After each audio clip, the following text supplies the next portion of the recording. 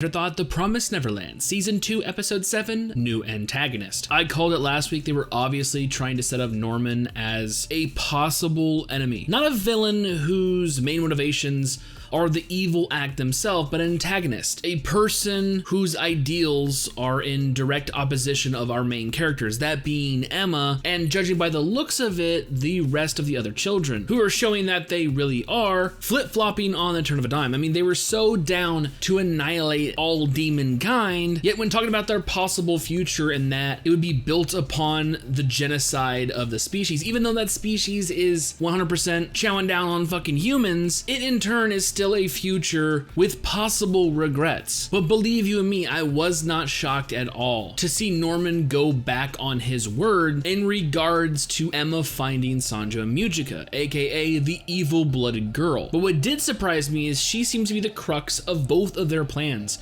where Emma wants to utilize her blood that has the ability to stave off demonic degeneration without the consumption of humans. Norman views her as the only possible threat, seeing that even if they were able to degenerate all the demons in this world, that it's her blood that may be able to counteract the effects of his biochemical weapon. So where Emma wants to find her and ask for her help, Norman needs her to be found so he can deal with her. Now, the main reason I want to make a distinction between antagonist and villain is because there's method behind his madness. His decision is based on pure logical probability. There's no malevolence behind his action. He's taking what he knows about the demons and creating a plan based on that. Let's just say that Emma is able to pull off her plan and is able to somehow spread the effect of Mujika's blood to every demon in existence, even going against the farm system, even going against the nobles who originally took the ones infected by her blood and literally fucking ate them. Even if it was 100% successful, that doesn't guarantee that the demons will stop eating humans. I really do like the one-liner he throws at Emma. Like, if your favorite food asks you not to eat it, how likely are you to oblige? I mean, the demons for the last,